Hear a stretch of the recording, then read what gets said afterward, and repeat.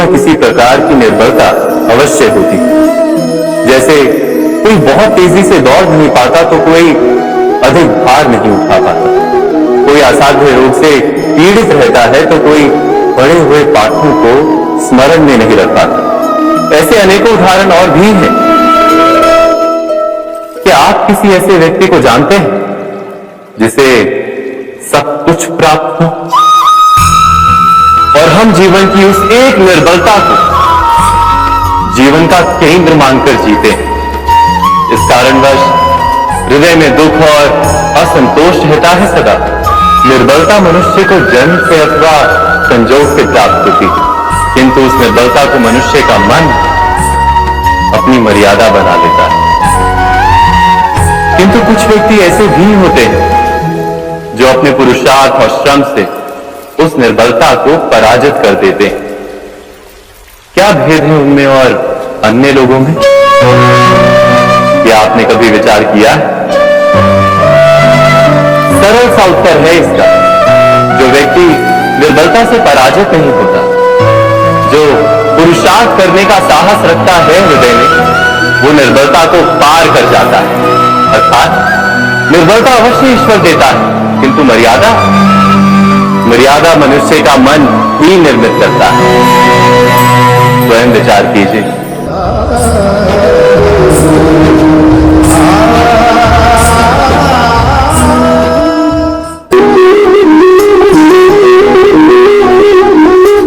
भविष्य का दूसरा नाम है संघर्ष। हृदय में आज इच्छा होती है और यदि पूर्ण नहीं हो पाती तो हृदय भविष्य की योजना बनाता है। भविष्य में इच्छा पूर्ण होगी ऐसी कल्पना करता रहता है, किंतु जीवन ना तो भविष्य में है ना अतीत में। जीवन तो इस क्षण का नाम, अर्थात इस क्षण का अनुभव ही जीवन का अनुभव। और हम ये जानते हुए भी इतना सा सत्य समझ नहीं पाते। या तो हम बीते हुए समय के स्मरणों को घेर कर बैठे रहते हैं, या फिर आने वाले समय के लिए हम योजनाएं बनाते रहते हैं और जीवन जीवन बीत जाता है। एक सत्य यदि हम हृदय में उतार लें कि ना हम भविष्य देख सकते हैं, ना ही भविष्य निर्मित कर सकते हैं, हम तो केवल धैर्य और साहस के साथ भविष्य को आलिंगन दे सकते हैं, स्वागत कर सकते हैं भविष्य का। तो जीवन का हर पल जीवन से नहीं भर जाएगा? स्वयं विचार कीजिए।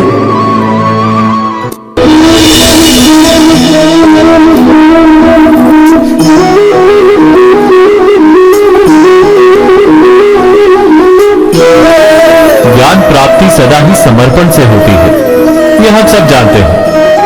किंतु समर्पण का वास्तविक महत्व क्या है? क्या हमने कभी विचार किया?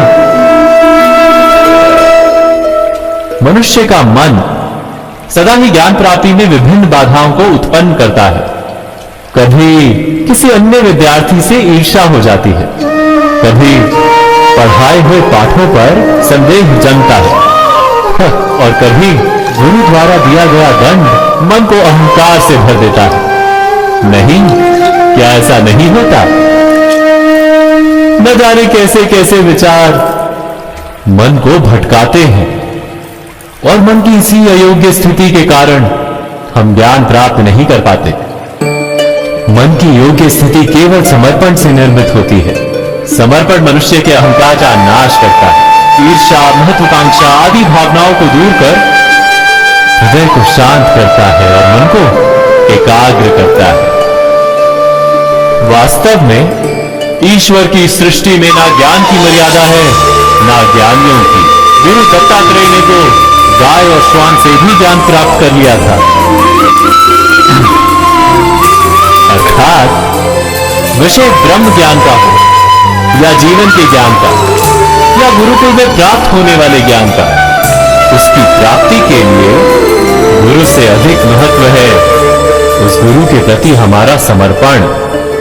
क्या ये सत्य नहीं?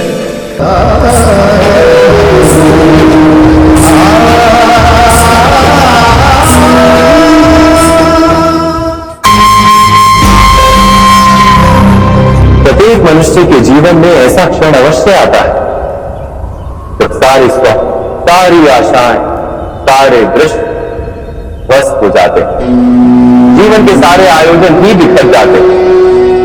एक और धर्म होता है और दूसरी ओर दुख। इसी को धर्म संकट कहते हैं। जब धर्म का वहन ही संकट हो और धर्म का त्याग ही दुख हो। विचार कीजिए, कभी किसी स्वजन के विरुद्ध सत्य बोलने का अवसर प्राप्त हो जाता है, कभी ठीक दरिद्रता के समय सरलता से चोरी करने का मार्ग प्राप्त हो जाता है, कभी किसी शक्तिशाली राजनेता या राजा के कर्मचारी का अधर्म प्रकट हो जाता है।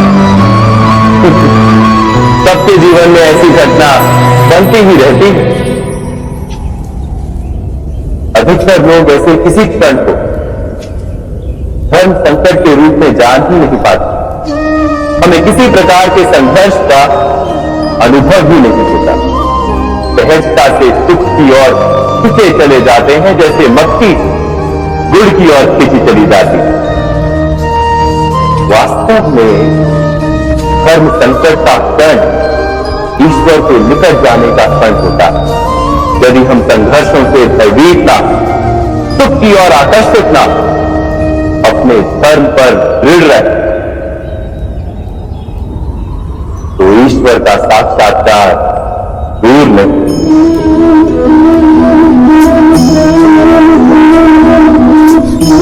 पवन से युद्ध करने वाला पत्ता यदि पेड़ से गिरता है तो भी आकाश की ओर उठता है। पवन से झुकने वाली घास वही भूमि पर रह जाती है। अर्थात धर्म संकट से यदि हम संकट को ही टाल दें, सुख तो मिलता है, जीवन बढ़ता है, किंतु क्या चरित्र नहीं टूटता?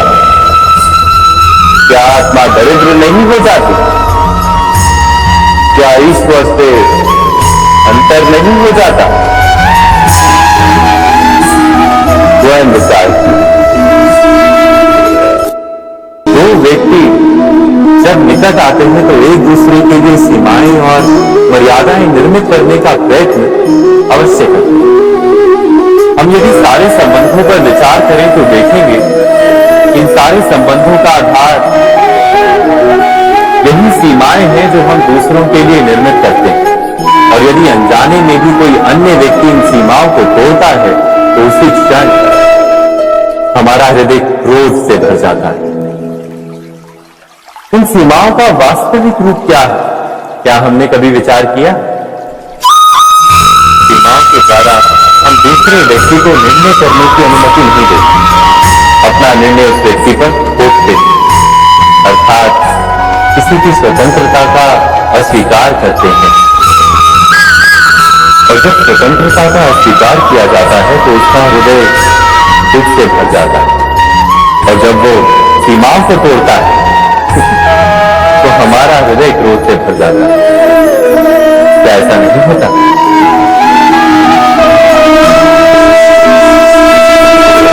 और यदि एक दूसरे की स्वतंत्रता का सम्मान किया जाए तो किसी मर्यादाओं या सीमाओं की आवश्यकता ही नहीं होती।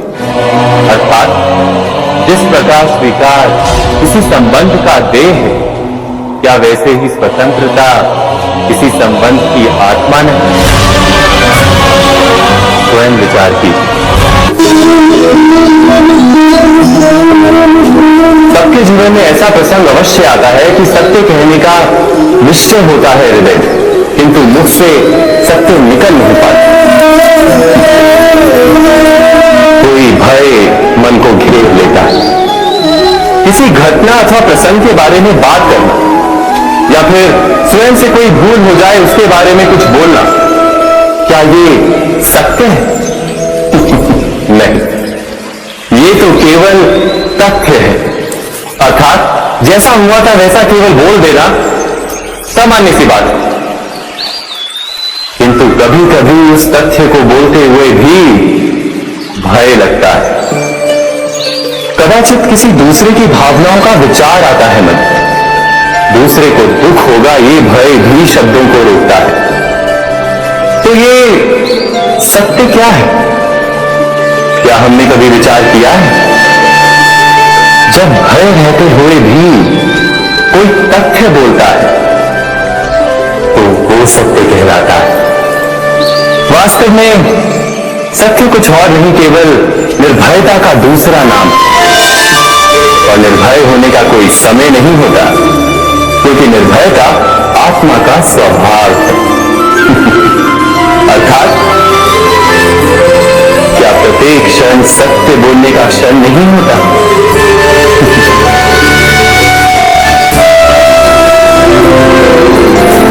स्वयं विचार कीजिए।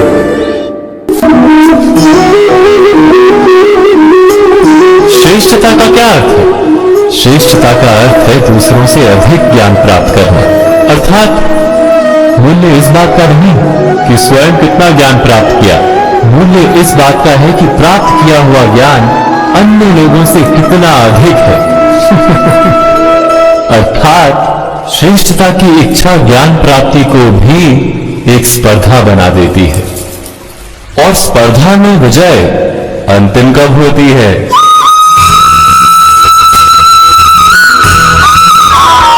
कुछ समय के लिए तो श्रेष्ठ बना जा सकता है, किंतु सदा के लिए कोई श्रेष्ठ नहीं रह पाता।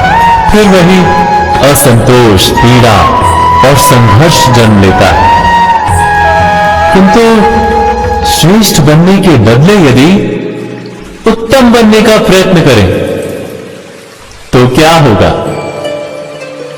उत्तम का अर्थ है कि जितना प्राप्त करने योग्य है वो सब प्राप्त करना, किसी से अधिक पाने की इच्छा से नहीं, मात्र आत्मा की तृप्ति हेतु कुछ प्राप्त करना। उत्तम के मार्ग पर किसी अन्य से स्पर्धा नहीं होती, स्वयं अपने आप से स्पर्धा होती है। अर्थात उत्तम बनने का प्रयत्न करने वाले को देर अबेर सारा ज्ञान प्राप्त हो जाता है, बिना प्रयत्न के ही वो श्रेष्ठ बन जाता है। किंतु जो श्रेष्ठ बनने का प्रयत्न करता है वो श्रेष्ठ बने या ना बने, उत्तम कभी नहीं बन पाता।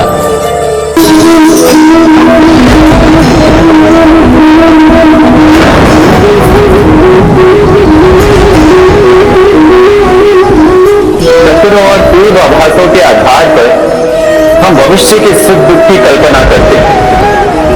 भविष्य के दुख का कारण दूर करने के लिए हम आज योजना बनाते हैं, किंतु कल के संकट को आज निर्मूल करने से हमें लाभ मिलता है या हानि पहुंचती है? ये प्रश्न हम कभी नहीं करते। सत्य तो ये है कि संकट और उसका निवारण साथ जन से, व्यक्ति के लिए भी और सृष्टि के लिए नहीं। आप अपने भूतकाल का स्मरण कीजिए, इतिहास को देखिए, आप तुरंत ही ये जान पाएंगे कि जब जब संकट आता है तब तब उसका निवारण करने वाली शक्ति भी जन्म लेती है। यही तो जगत का चलन है।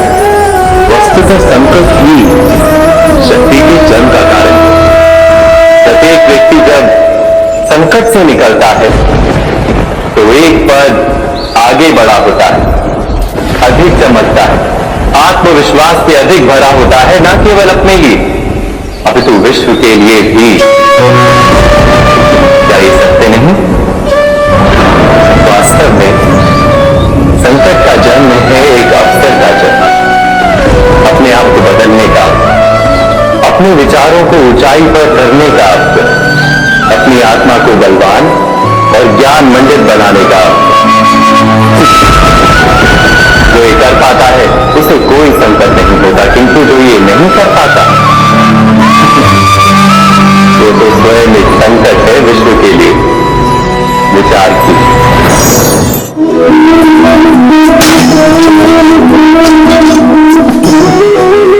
स्वयं विचार कीजिए।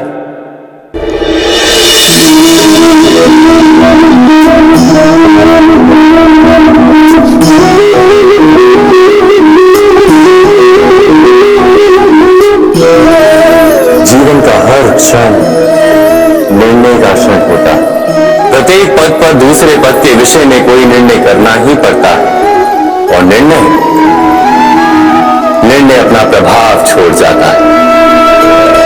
आज किए गए निर्णय भविष्य में सुख अथवा दुख निर्मित करते हैं, ना केवल अपने लिए, अपने परिवार के लिए, आने वाली पीढ़ियों के लिए।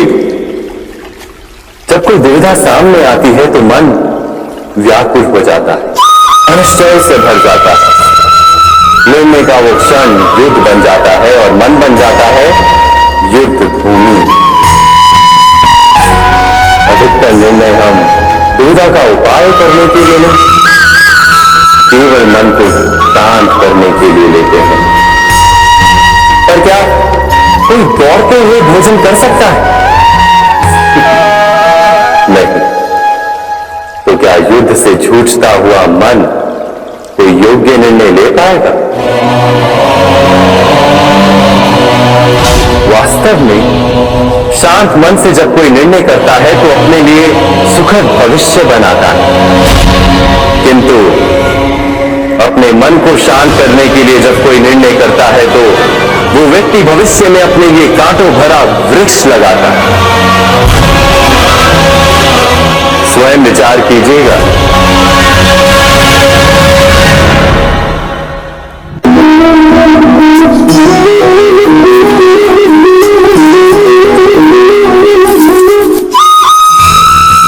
जीवन में आने वाले संघर्षों के लिए जब मनुष्य स्वयं को योग्य नहीं मानता, जब उसे अपने ही बल पर विश्वास नहीं रहता, तब वो सद्गुणों को त्याग कर दुर्गुणों को अपनाता है। वस्तुतः मनुष्य के जीवन में दुर्जनता जन्म ही तब लेती है जब उसके अंतर में आत्मविश्वास नहीं होता। आत्मविश्वास ही अच्छाई को धारण करता है। ये आत्मविश्वास है क्या?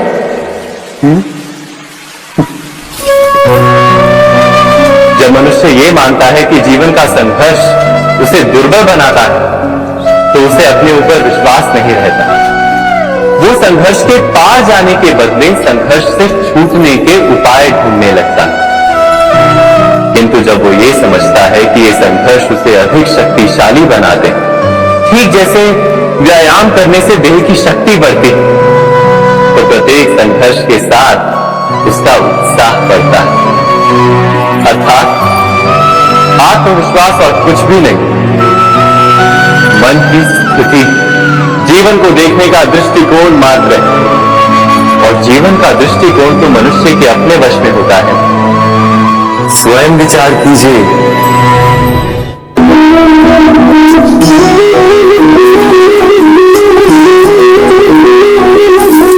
पिता सदा ही अपने संतान के सुख की कामना करते हैं, उनके भविष्य की चिंता करते रहते हैं। इसी कारणवश सदा ही अपने संतानों के भविष्य का मार्ग स्वयं निश्चित करने का प्रयत्न करते रहते हैं। जिस मार्ग पर पिता स्वयं चला है, जिस मार्ग के कंकर पत्थर को स्वयं देखा है, मार्ग की छाया, मार्ग की धूप को स्वयं जाना है, उसी मार्ग पर उसका पुत्र भी चले, यही इच्छा रहती है हर पिता की। निसंदेह उत्तम भावना है ये, किंतु इन प्रश्नों के ऊपर विचार करना हम भूल ही जाते हैं। कौन से प्रश्न? प्रथम प्रश्न, क्या समय के साथ प्रत्येक मार्ग बदल नहीं जाते? क्या समय सदा ही नई चुनौतियों को लेकर नहीं आता? तो फिर बीते हुए समय के अनुभव नई पीढ़ी को किस प्रकार लाभ दे सकते हैं? दूसरा प्रश्न, क्या प्रत्येक संतान अपने माता पिता की छवि होता है? हाँ, संतानों को संस्कार तो अवश्य माता पिता देते हैं, किंतु भीतर की क्षमता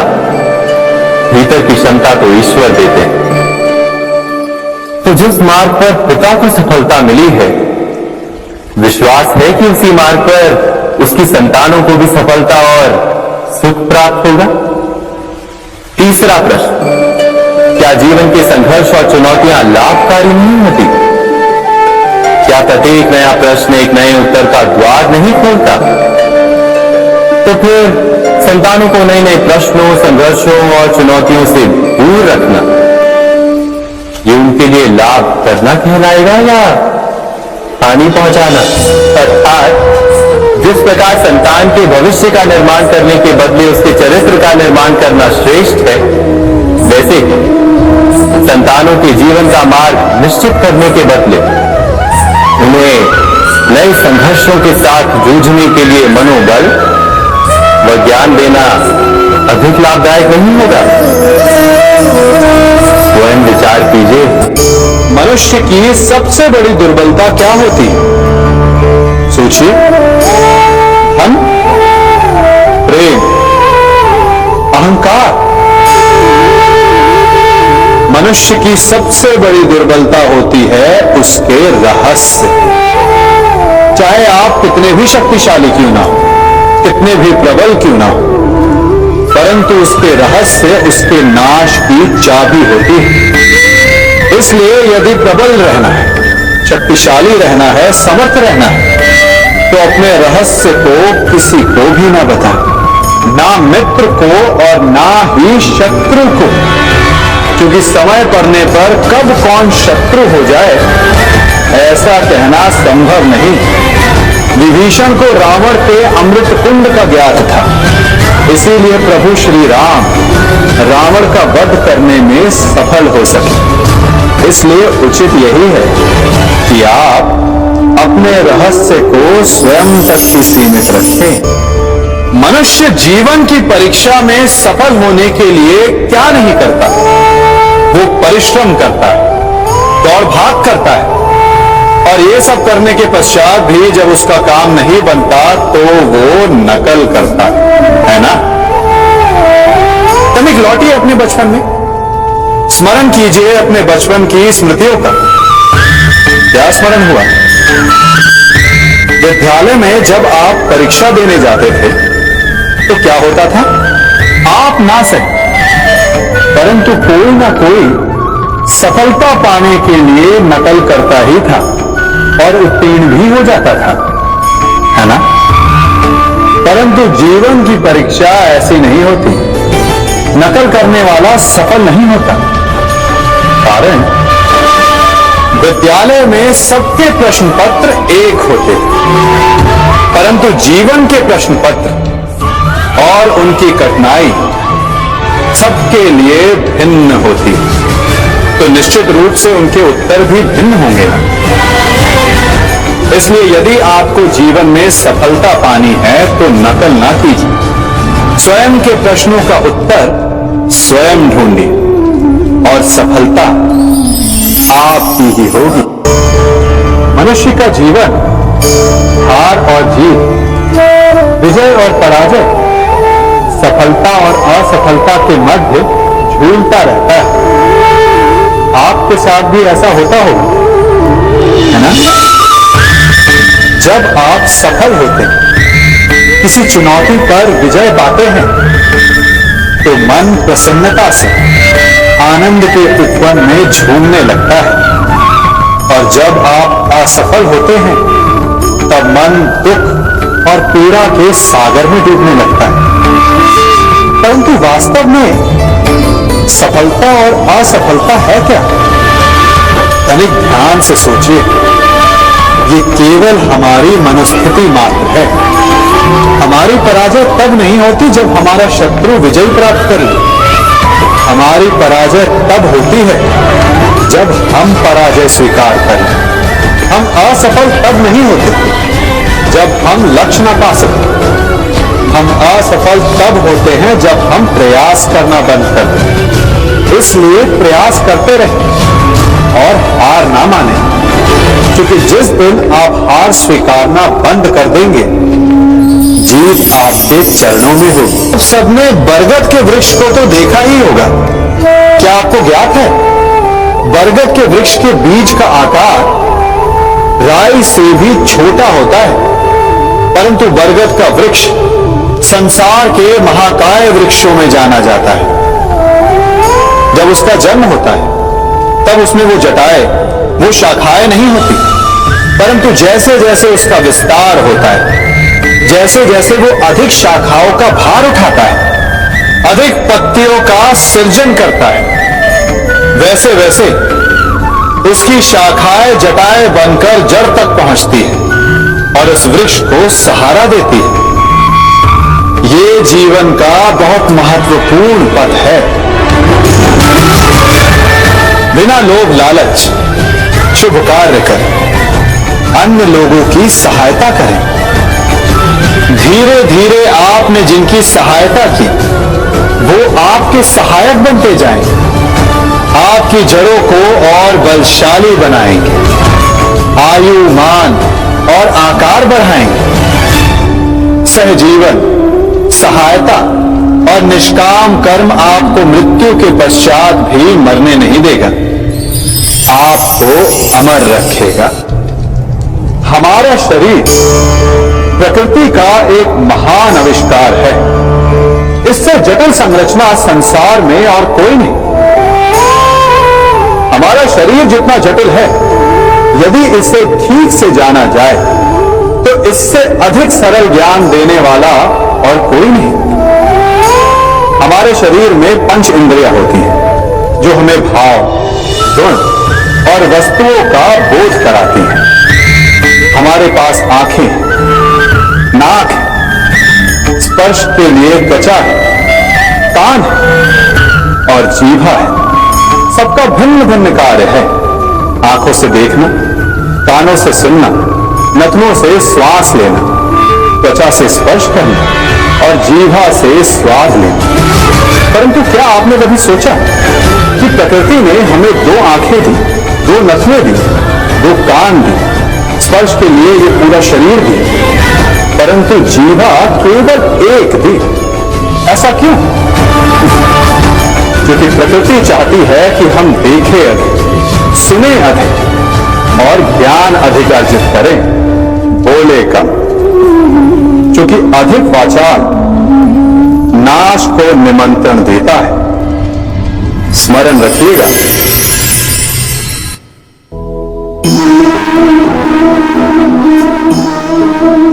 वे सदा यही कहते आए कि यदि आगे बढ़ना है तो अपनों का साथ दो। सत्य कहते हैं, अपनों का साथ देना ही चाहिए, परंतु साथ देने से पूर्व यह अवश्य पहचान लेना चाहिए कि अपने हैं कौन। क्या अपने वही होते हैं जिनके साथ हमारा रक्त संबंध होता है, या अपने मित्र? अपने वो होते जो हमें सद्कार्य के लिए प्रेरित करें, हमें आगे बढ़ाए, हमारा साथ दे। और वो जिनका साथ देने से समाज का नाश, धर्म की हानि, वो सगे होकर के भी सगे नहीं होते। इसलिए जब अपनों की परिभाषा का चुनाव करें तो उन्हें अपना माने जो आपका साथ दे, उन्हें नहीं जो हमें अज्ञान के मार्ग पर ले जाए।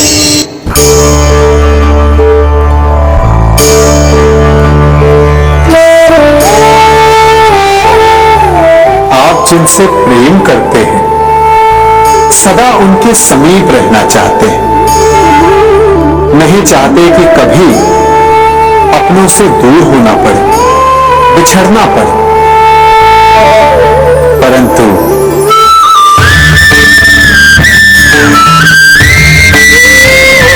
एक समय के पश्चात अपनों से दूर हो जाना उन्नति के लिए आवश्यक है।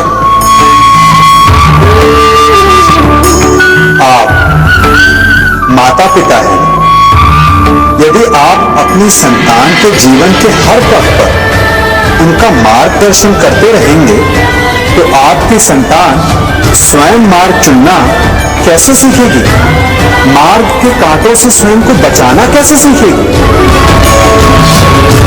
इसीलिए एक समय के पश्चात अपनों से बनाई गई दूरी सदा लाभदायक रहती है।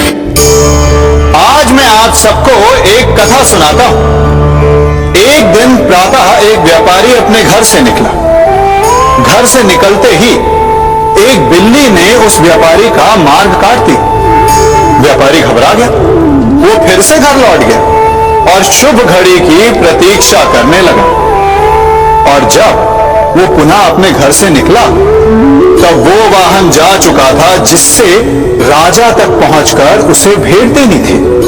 राजा को भेंट नहीं मिली। राजा क्रोधित हो गए। राजा ने उस व्यापारी का व्यापार बंद करवा दिया। इस कारण व्यापारी क्रोधित होकर घर पर अपनी पत्नी से लड़ बैठा। पत्नी अपने बच्चों समेत मैके वापस चली गई और उस व्यापारी के जीवन में यदि कुछ रह गया था तो केवल अंधकार। और इन सब का कारण वो उस बिल्ली को मानता रहा जिसने उसका मार्ग काटा था। ऐसा ही एक दूसरा व्यापारी राजा को भेंट देने निकला और उस व्यापारी का मार्ग भी एक बिल्ली ने काट दिया। वो व्यापारी तनिक घबराया, परंतु उसने आगे बढ़ना अधिक उचित समझा। राजा तक वो समय पर पहुंचा। उसने राजा को भेंट दी। राजा प्रसन्न हुए और राजा ने व्यापारी को अपना व्यापार बढ़ाने की अनुमति दी, स्वर्ण आभूषण दी। जब व्यापारी घर पर पहुंचा तो पत्नी को आभूषण और अपने बच्चों को देने के लिए वस्त्र थे उसके पास। हर ओर प्रसन्नता थी। समझ रहे हैं ना, दोनों के साथ एक ही प्रकार की घटना हुई, परंतु दोनों की प्रतिक्रिया भिन्न थी। ऐसा ही हमारा जीवन भी है। हमारे जीवन में प्रारब्ध का अपना स्थान है, परंतु उससे कई अधिक महत्वपूर्ण हमारी प्रतिक्रिया, हमारी सोच का प्रभाव है, क्योंकि यही हमारे जीवन को आकार देते हैं। इसलिए अपनी सोच को सकारात्मक रखिए। आपका जीवन सदैव आनंदमय।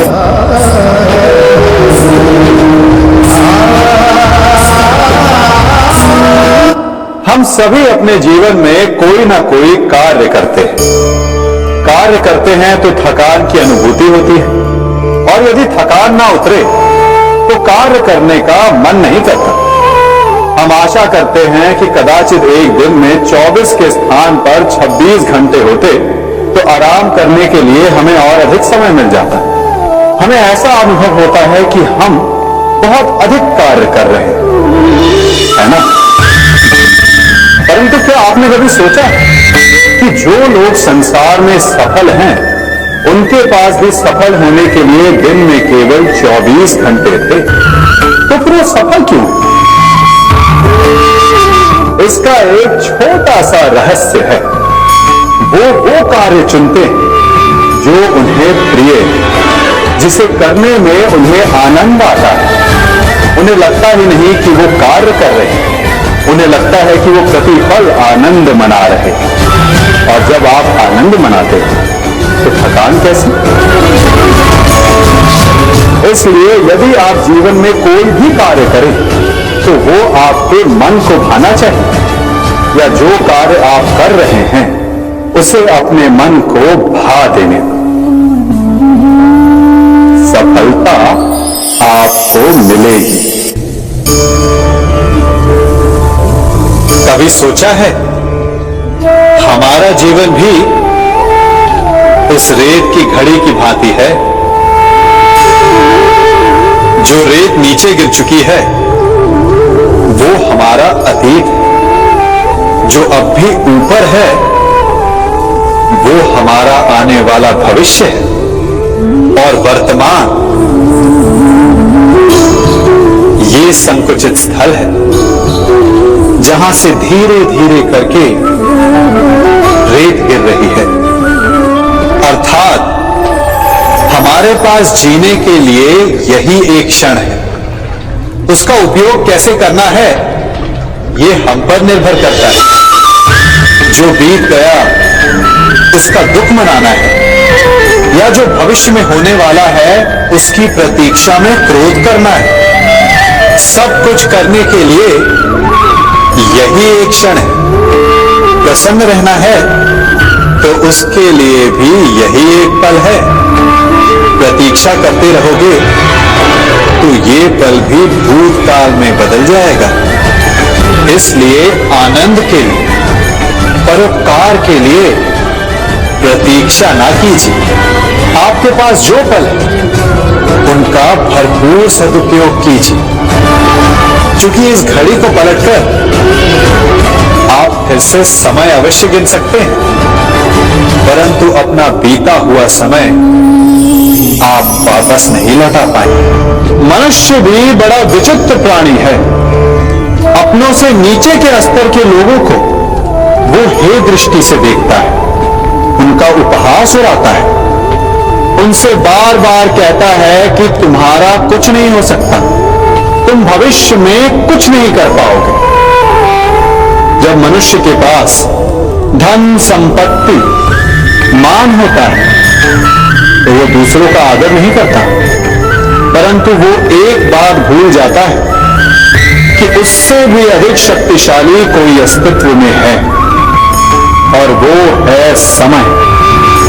काल काल अपना चक्र कब बदलेगा ये कोई नहीं जानता। समय अपनी करवट कब लेगा ये कोई नहीं जानता।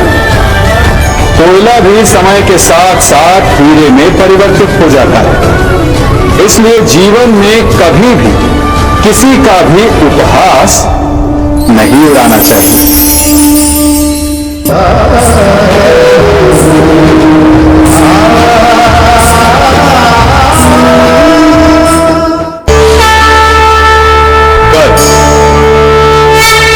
अभिमान और अहंकार, ये तीनों सुनने में एक जैसे लगते, परंतु तीनों का अर्थ भिन्न होता है और परिणाम भी।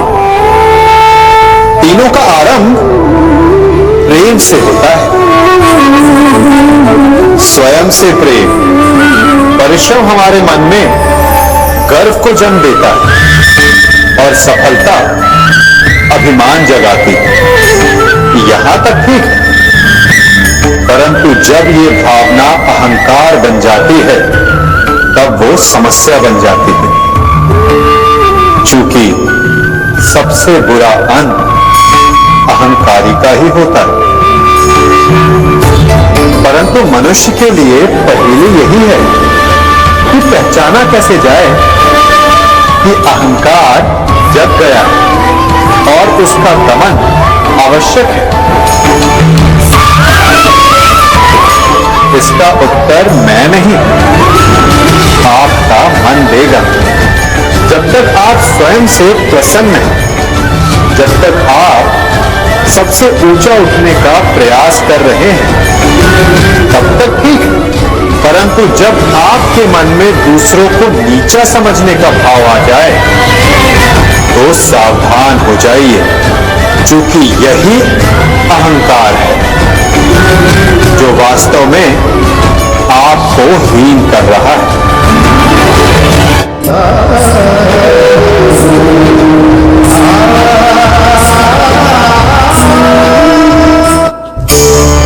आज मैं आप सबको एक कहानी सुनाता हूं। एक दिन गोकुल में दो व्यापारी आए। एक व्यापारी शहद का था, बड़ा मीठा शहद था उसका, परंतु वो गोकुल में टिक नहीं पाए। उसके व्यापार में घाटा खाया और शीघ्र ही वो गोकुल छोड़कर चला गया। और दूसरा व्यापारी मिर्च का था। पहले दिन वो एक टोकरी लाया और दूसरे ही दिन वो पूरी बैलगाड़ी भर कर लाया और धीरे धीरे पूरी मथुरा में उसकी धाक जम गई। मुझे बड़ा आश्चर्य हुआ, तो मैंने बाबा से पूछा कि ऐसा क्यों कि एक मीठे शहद का व्यापारी कंगाल हो गया और एक मिर्च का व्यापारी धीरे धीरे नगर सेठ बन गया। बाबा मुस्कुराए और उन्होंने कहा कि मीठी बोली बोलने वाले की तीखी मिर्च भी बिक जाती है, और जो कड़वी बोली बोलता है उसका मीठा शहद भी नहीं बिकता। वाह, कितने उत्तम विचार हैं उनके, और उचित ही है। मनुष्य अपने जीवन में सदैव अपने वचनों से उठता है और अपने वचनों से ही गिरता है। इसलिए अपने जीवन में सदैव मीठी बोली बोलने का प्रयास कीजिए। आपका जीवन सरल हो जाएगा। मनुष्य की सबसे बड़ी दुर्बलता क्या होती है? सोचिए। धन, प्रेम, अहंकार। मनुष्य की सबसे बड़ी दुर्बलता होती है उसके रहस्य। चाहे आप कितने भी शक्तिशाली क्यों ना हो, कितने भी प्रबल क्यों ना हो, परंतु उसके रहस्य उसके नाश की चाबी होती है। इसलिए यदि प्रबल रहना है, शक्तिशाली रहना है, समर्थ रहना है, तो अपने रहस्य को किसी को भी ना बताएं, ना मित्र को और ना ही शत्रु को, क्योंकि समय पड़ने पर कब कौन शत्रु हो जाए ऐसा कहना संभव नहीं। विभीषण को रावण के अमृत कुंड का ज्ञात था, इसीलिए प्रभु श्री राम रावण का वध करने में सफल हो सके। इसलिए उचित यही है कि आप अपने रहस्य को स्वयं तक ही सीमित रखें।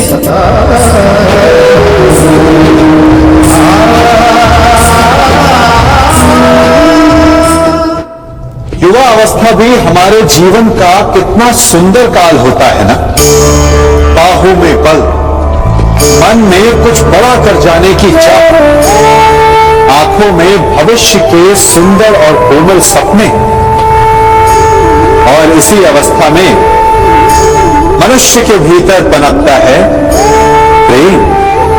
किसी को देखकर उस पर मन मोहित हो जाता है और फिर मनुष्य अपना सब कुछ उस पर न्यौछावर कर देना चाहता है। फिर प्रेम की परिणति होती है विवाह में।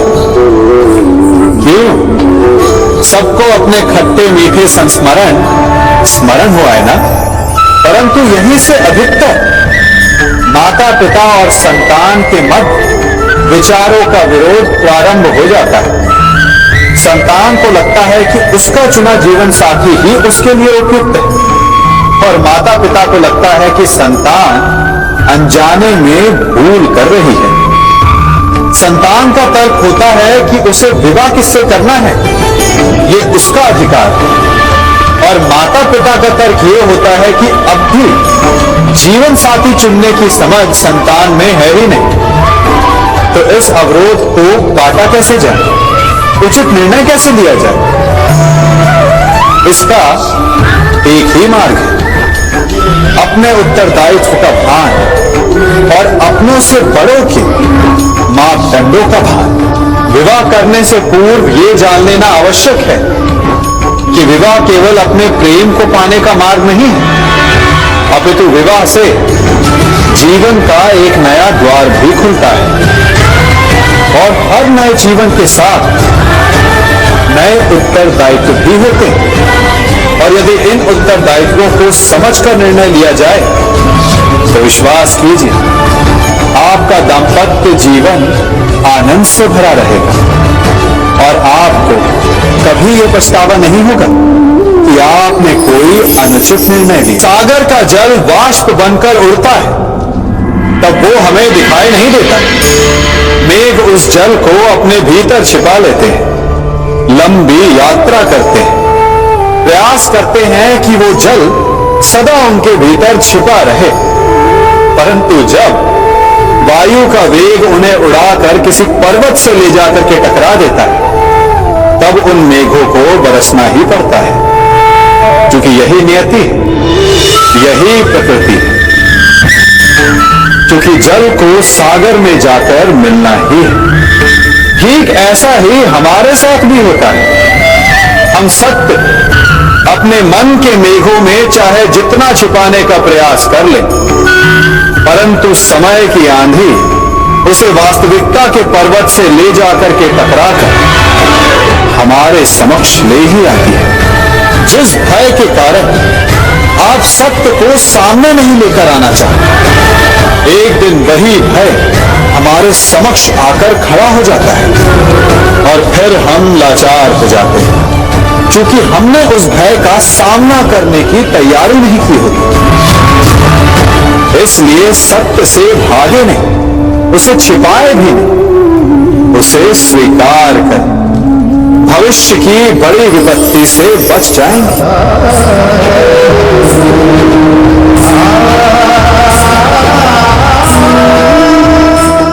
कभी कभी आप सबके जीवन में एक ऐसी विचित्र समस्या अवश्य आती है कि शक्तिशाली के समक्ष मौन हो जाओ। जो शक्तिशाली से विवाद करने से बचने के लिए आप मौन रह जाते। मानता हूं ऐसा करने से आप एक विवाद से बच जाते, एक संघर्ष से बच जाते, परंतु ऐसा बचाव एक बड़े संघर्ष को जन्म दे देता है। कैसे? हमारा मौन रहना अनजाने में उसका समर्थन बन जाता है और वो स्वयं को अधिक शक्तिशाली अनुभव करता है और यहां से हमारा दमन प्रारंभ हो जाता है।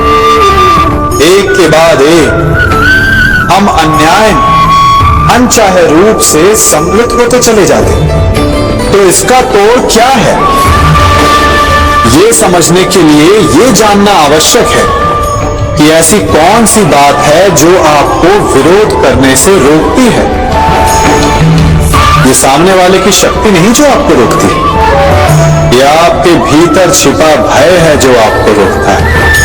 हाँ, कभी कभी भय आपकी सुरक्षा अवश्य कर सकता है, परंतु साथ साथ ये भी जानना आवश्यक है कि ये भय ही है जो आपको मौन भी रखता है। इसलिए अपने मन से भय को निकालें और खुलकर अनीति का, अन्याय का विरोध कीजिए और फिर देखिए आपका मन कितना मुक्त, कितना हल्का अनुभव करेगा।